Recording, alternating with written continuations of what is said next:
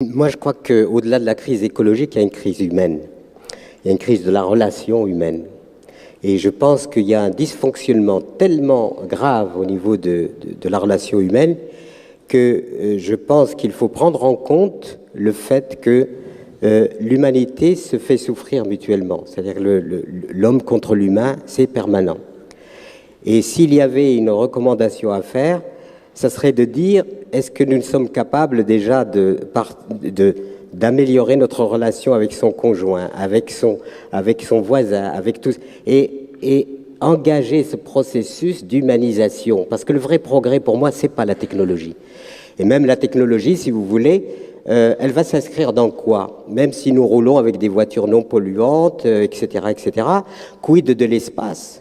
Est-ce qu'on va modifier les autoroutes? Est-ce qu'on va continuer à ravager l'espace, etc. Donc l'alternative, elle n'est pas simplement, à mon avis, dans des changements de type technologique. Elle est aussi dans le mode d'organisation sociale. Aujourd'hui, on a l'impression que nous vivons dans une société frénétique et nous nous dotons des outils pour supporter cette frénésie. On est loin de l'apaisement. Est-ce que l'avenir, ça n'est pas une société apaisée, une société qui enfin goûte la vie et savoure la vie? Et c'est ça pour moi le progrès. Alors après, ce sont que les outils technologiques. Les outils technologiques doivent être au service de quelle conscience? Je n'ai pas de déférence particulière à l'égard de la science, j'ai la déférence à l'égard de la conscience qui gère la science.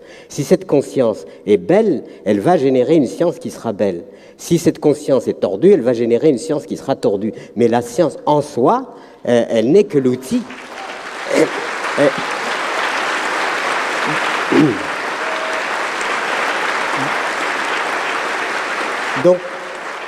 Donc il est important de débusquer la crise.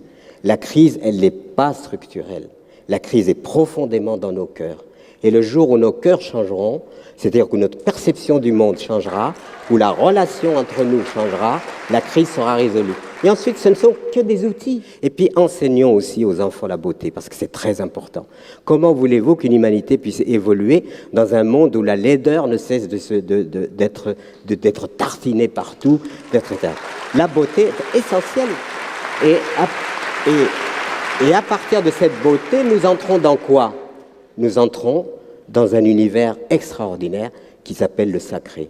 Le sacré dans le sens, non pas de tous les bavardages que l'on peut consigner dans des livres, mais le sacré qui me fait vibrer directement et qui me fait voir la vie et la réalité, les êtres, les autres, les créatures, la terre comme sacré à ne pas profaner. L'écologie devrait être spirituelle.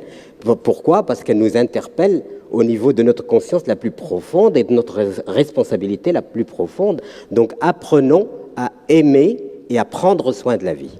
Voilà ce que je dirais.